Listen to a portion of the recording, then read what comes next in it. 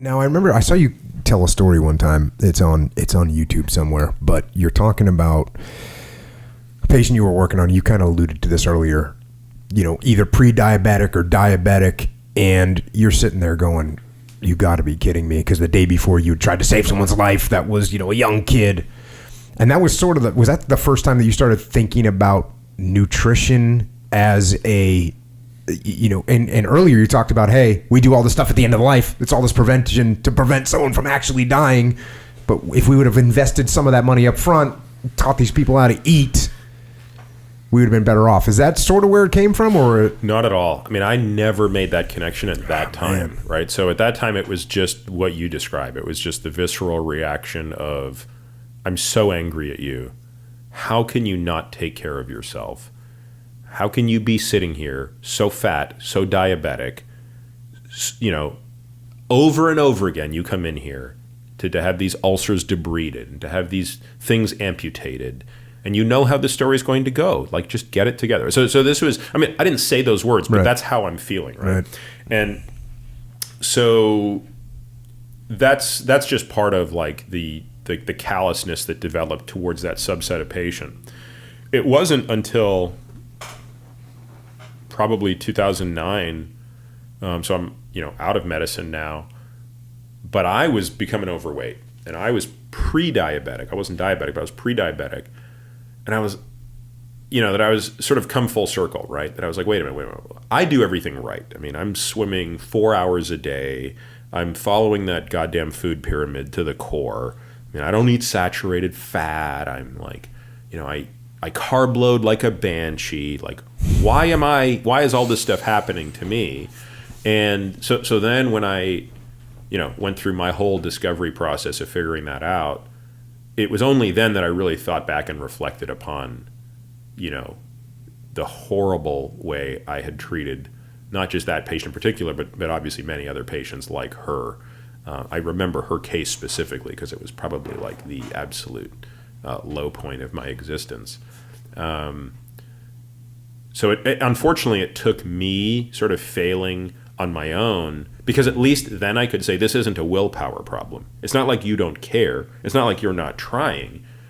You're doing what you're told to do, and you're failing miserably. So either you're an outlier or maybe the advice is incorrect. So you're eating what you're being told to eat. You're carb loading, and you're still getting fat. Yep. Even though, and at this time you're swimming, we were just talking about it before the podcast, you're doing ultra long swims, dozens of miles worth of swimming, which, by the way, in SEAL training, in basic SEAL training, the longest you swim is 5.5 nautical miles, which is 6.2 statute miles, which, and that's with swim fins on. So you're out there in the open ocean swimming 12, 15, 18 miles at a time, and you're training for that, working hard, and you're quote unquote eating right because you're not eating saturated fat, and yet you're getting fat. You go into the doctor, you get a blood test, and they say, oh yeah, by the way, you're pre-diabetic. And you just say to yourself, what is going on? Yeah, and truth be told, I was actually more pissed just from the vanity standpoint at being fat. I mean, I wish I could sit Echo here is nodding. For those of you on the podcast, Echo is nodding his head enthusiastically to that comment. I mean, I wish I could say like, oh, it didn't bother me to be fat. It did bother me to be fat. It really bothered me to be fat, right? It bothered me. It bothered me a lot, actually. And so much so that I actually wanted to get a gastric bypass. And so How big were you? It's like, so right now I'm about 175. I was like probably 205 to 210. Oh, dang. Okay, so once again, after this podcast, you and I, we're going to a counseling session. I know, bro. That's not that big. So I finally got my doctor to get me a referral to this guy named Ken Fujioka, who's like a very prominent bariatric physician here in San Diego. So I finally go to see Fujioka. So I'm sitting in the waiting room, and actually, I think I told this story on Tim's podcast. I don't remember telling it. You did tell it. But it's in the book. It's in his book. Yeah. I think this story is in Tools of Titans. Yeah. So but in the spirit of assuming nobody listens to or reads multiple other things. So I'm in the waiting room. I'm finally waiting to see, and the nurse comes out, and before you go back to the clinic room, like, you have to get weighed. That's just part of the protocol, right? So like, they call my name. So I walk up. And I get on the scale, and the nurse comes out and weighs me, and it's like, whatever, 210. And she's like, congratulations. And I'm like, what? She goes, you're post-surgery, right? And I'm like, no, I'm here to be evaluated for surgery. Yeah. She looks at me, looks out at the waiting room where everybody's 400 pounds, and doesn't say a word, but the look in her eyes is basically like, what the hell is wrong with you, kid? You got serious issues, son. But it seemed like a reasonable idea. Well, yeah, very reasonable, very reasonable. You might want to check your reasonable ideas with me in the future, because that is not a reasonable idea. So you get done, you don't do that surgery, obviously. But what? Yeah, that guy had no patience for me. What clicked in your brain? Did you just all of a sudden say to yourself, "Okay, how is this happening?" And then you remembered your A&P class and said, "This is what's happening." So I remember clear as day. So September 7th, 2009, I sort of did one of these long swims a year. You do a bunch of short ones, a bunch of training, but you always had one main event. So my main event this year was I went back to Catalina Island, and I wanted to swim from LA out to Catalina. I had previously gone from Catalina to LA, and it was a tough swim. I had a torn labrum. So about 6 hours in, it just became unbearable pain. And you don't usually have a head current in the Catalina Channel. So the San Pedro Channel, this, you're probably trained out there. The current's usually running from Point Conception down or up. Yep. So you usually have a little bit of a cross current. Very rare to get anything back or forth. And if anything, it's generally a little bit towards the island. And when I had swum 4 years earlier from Catalina to LA, it took 10 and a half hours, but that was only 18 months after I learned how to swim. I was a much better swimmer in 2009, and I was going in the theoretically faster direction. So a great example is expectations can kill you. So I'm expecting this to be like a 9-hour swim back. And really, the only thing I'm thinking about, which is the worst thing you think about in marathon swimming, you should never, ever, ever think about how long this is going to take, because you're just setting yourself up for misery. The only real question I had is, could I break 9 hours? I should be able to break 9 hours, right? So to make a long story short, I don't even come close. This is a total disaster scenario.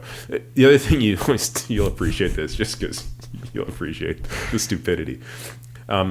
You never want to look anywhere when you're swimming except down.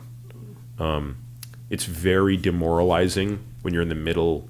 Like if you're in the middle of the channel, you don't see land from the water level. You just don't. So before you get in the water, you tell the crew, and I've crew chiefed for a lot of great swimmers. I mean, it's the crew asks the swimmer, "What do you want? What information do you want?" So we're starting the swim at midnight at Point Vicente. I said, okay, I want to know when there are exactly 10 miles to go and exactly 4 miles to go. What's the total distance of the swim? Well, as the crow flies, it's 21. And if you don't have a current, you're doing a 21-mile swim. Yeah. If you do have a current, you're going to swim more than that. So that's what I said. I said, guys, I want to know when there's 10 to go and 4 to go. Why? 10 to go, you're just a little over halfway. I'd like to just know that. At 4 to go, it's put your head down and swim for 2 hours. Don't do anything. You're there. So we start the swim at midnight. This is in September, so I forget what time the sun was rising back then. But I knew that I would have 10 to go before the sun came up.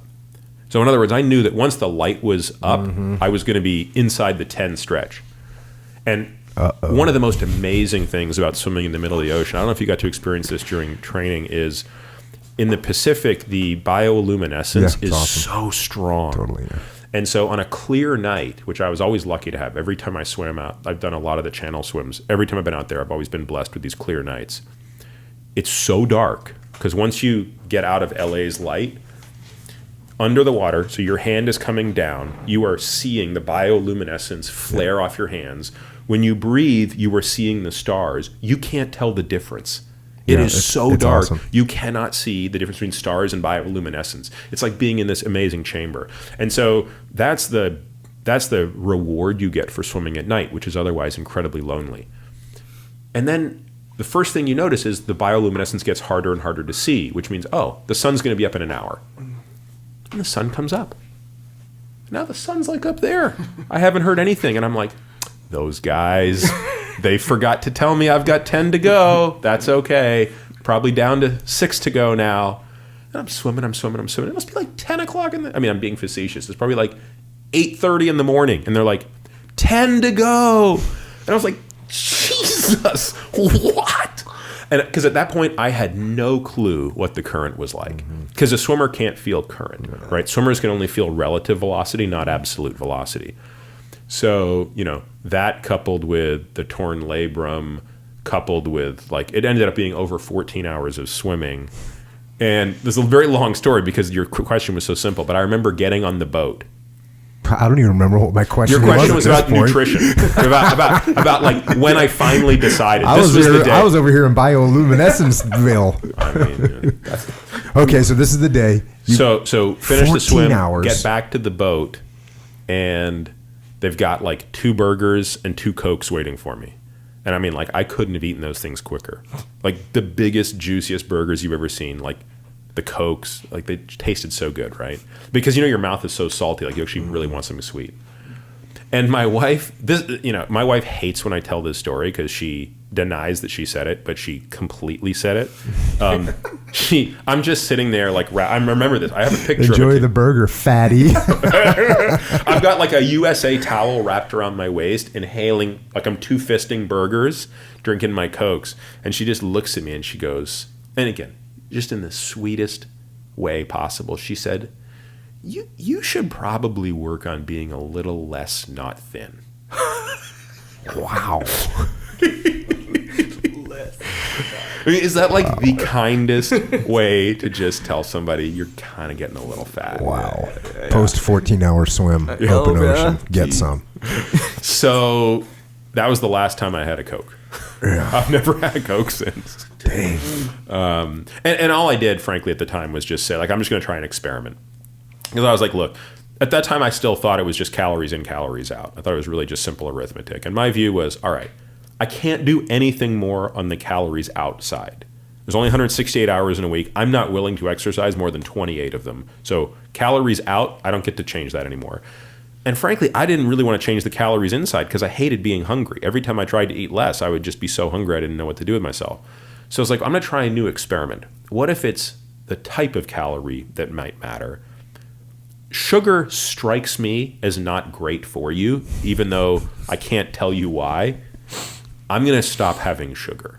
So that was my first experiment in September of 2009. And that led to everything that's come since that time, which obviously ultimately led to me coming back to medicine as well. Yeah. And that's where you're at now. And by the way, listen to Tim's podcast. What else should people listen to get all that nutritional information, the rest of the story? I think it's Tim's. Yeah, I mean, a couple things with Tim. I did a podcast with Chris Kresser earlier this year. Talked about longevity a little bit. I probably have a maybe. Oh, you know what? Probably get more into nutrition on that. There's an IHMC video I did probably 3 or 4 years ago. That one's an hour long, and you go pretty detailed in it. Yep. Okay. Yeah, I've watched that one. Yeah, probably there. Yeah, those are good. Those are good. And again, if you had to kind of tell people that aren't going to go listen to those podcasts, aren't going to watch that video, what would you tell them? What would you tell them to eat overall?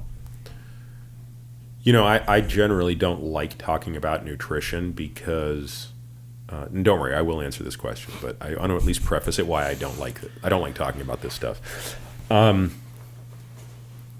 Nutrition is kind of a pseudoscience that masquerades as a religion for many people.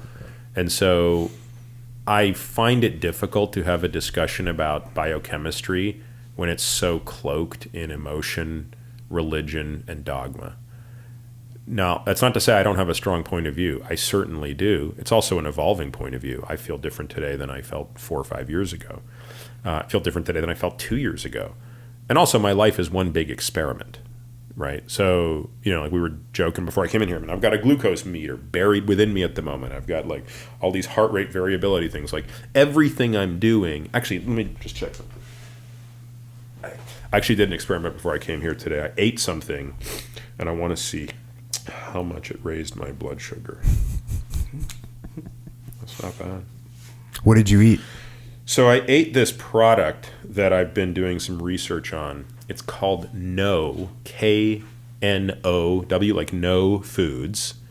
And I was introduced to this product by one of my patients who said, "Hey, Peter, I want you to kick the tires on this a little bit." It uses a sugar substitute called allulose, and it tastes amazing, and apparently like it doesn't raise your blood sugar at all. And I was like, yeah, I'm familiar with allulose. For those who might not know, allulose is a sugar that occurs in nature in very small quantities that looks exactly like this sugar called fructose, which is fruit sugar, the sweet component of sugar, with one small exception. But that one small exception carries with it some very important things. One, it's not quite as sweet as fructose. It's about 70% as sweet. But by giving up that little bit of that sweetness, you get a whole bunch of stuff in return. First of all, it's not metabolized by the liver, which is the real problem with fructose. Two, you barely absorb it. So 99% of it, or more or less, is excreted by the kidneys. And three, it actually seems to lower blood glucose. So this company, No Foods, is putting this, like making stuff out of this, but stuff that is like carby, like bread and waffles and muffins and stuff. So anyway, to make a long story short, I'm at this patient's house and he's force feeding me these things, which is really my way of saying he's left the bag open and I'm inhaling them. And he's like, yeah, you gotta like tell me if this stuff's legit. So to make a long story short, he plugs me into the guy who founded the company, and he has sent me a bunch of this stuff to just play with because he knows what I do, and so that's what I've been doing. So today, I normally don't eat breakfast, so I worked out this morning, and then before I came here, I had a big piece of their toast covered in almond butter, and then 2 of their huge waffles covered with almond butter and bananas. Like I made a big sandwich out of that. So the almond butter, not going to have a huge glycemic response because it's got so much fat and protein in it, but the bananas should skyrocket my blood sugar. Sure. Not to mention the 2 freaking waffles the size of my head and the piece of toast. So interestingly, so that was at 9 o'clock that I ate those. Now I've been up since 3:30, but I didn't eat anything. I worked out from 7 to 8. So admittedly, there's a bit of a glycogen debt. So at 9 o'clock, when I ingested, my blood glucose was 65. And at its peak, which was 11:18 a.m., it was up to 90. And it's now down to 83. What would real waffles have done to you? I think they would have sent me to like 140. 3 huge pieces of bread/waffle with the full banana. So anyway, I've been doing these experiments all week, which is just a great excuse to eat this stuff. And I'm actually surprised. I'm kind of blown away. So, okay, with all that said, what's my advice for what people should eat? In an ideal world, everybody would have this thing embedded in them like I do. This thing is called a Dexcom G5. It's a continuous glucose monitor. Typically only used by people with type 1 diabetes. We're now starting to see people with type 2 diabetes wear them, but I was really completely lucky one day sitting on an airplane next to a dude who happened to be into watches. I'm into watches. We got talking about watches. I find out he's the CEO of the company that makes this thing. The rest is history, right? I'm like obsessed with this stuff. And so, because the answer is this, right? If you were a computer program, I would say, Jocko, eat whatever you want to eat such that your average blood glucose remains below 85 milligrams per deciliter and your standard deviation below 10 milligrams per deciliter. So translate that into English. Okay. So eat in whatever way your genetics and epigenetics permit you to, such that your glucose levels stay low and the variability stays low. And those 2 things will ensure that your insulin levels stay low. So what I'm trying to do is optimize for something called the insulin AUC, or area under the curve. Now, we can't measure that test clinically. The only way I could measure that is put you in a hospital, put a central line in your neck, and sample your blood every 30 minutes over the course of a day where you somehow act normally. And every day, so then I'd have a time axis y-axis, the x-axis would be time, the y-axis would be insulin level, and we'd generate a curve, and we'd calculate the area under that curve, and we want that number to be as low as possible. So we can't do that outside of the research setting. So then the next best thing is keep your average glucose as low as possible and the variability. So you could have an average glucose of 100 with low variability, and that actually wouldn't produce that much insulin. Or you could have a glucose of 100 with high variability. Same average glucose, higher variability is going to have higher insulin, all things equal. So just through empirical testing in myself over the past year and a half, I've realized that an average blood glucose, and this thing tells me every time I hit click, like it gives me my last 14 days. I just realized like for my average to be below 85 and my standard deviation to be below 10 is like super dialed in. So what you can eat to achieve that varies tremendously by individual. There are some people who just dispose of glucose remarkably. So that blood test we're going to do in you next week is going to be our best test at measuring that. And so glucose disposal is mostly a function of the insulin sensitivity of the muscle, because the muscle is where we dispose of the majority of glucose. But it's a little more complicated than that, right? Sleep impacts that, right? So sleep deprivation makes us more insulin resistant. So this has been experimentally demonstrated, even with 2 weeks of sleep deprivation. So it's a small but very well-controlled experiment that was done at the University of Chicago probably 6 years ago. They took a very small number of subjects, like I said, about 8 subjects, and for 2 weeks, let them only sleep 4 hours a night. And they did a very invasive test called a euglycemic insulin clamp at the beginning and at the end of the experiment. And their insulin sensitivity, their glucose disposal, deteriorated by 50%. Oof. And with no change in what they were eating. Dang. So it's highly variable, right? So that's theoretically the answer. On a practical level, I would say the answer is this, right? If it comes in a package, you're probably better off not eating it, right? If your ancestors couldn't have eaten this even 200 years ago, it's probably not worth eating. So if you just followed that advice, think about how many things you'd eliminate from your diet, right? If you just took packaged foods away from your diet. And again, notice I'm agnostic. You want to be a vegan? Knock yourself out. You want to be the paleo man of the century? Go for it. I don't give a shit. Okay? Like, I couldn't care less, right? But if you can largely adhere to those principles, you're kind of going to be fine. Do you want, you're going to get 70% of the way there. You want to get 80, 90, 100% of the way there? Yeah, well, then there's no simple answer. Now at that point, you got to dial in and you got to go full immersion into how do you tweak to your biochemistry? How much protein? What's the timing of the meals? When do we fast? I mean, all of the stuff that is my world and maybe soon to be your world, that's the stuff for which you cannot provide, systemic advice.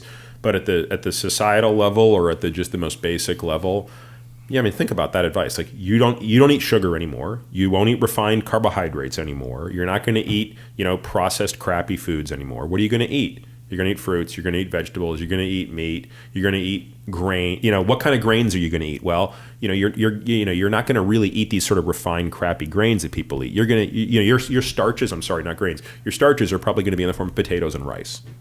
So, again, a lot of people. I think the reason I don't like talking about nutrition anymore is I don't find it to be an intellectually honest discussion anymore. I find it to be just a discussion of dogma, right? So if you're a low carb camp, you're a low carb camp. If you're in the the vegan camp, you're in the vegan camp. Like you can't even have a discussion about this stuff, and at least not with most people. Yeah. So I just, You ever read the book called Diet Cults? No. Bro, so does it get into this nonsense? What you just said there, that's the whole book. Really so interesting. Fun to read too. So good. I will have to check that out. Diet Cults.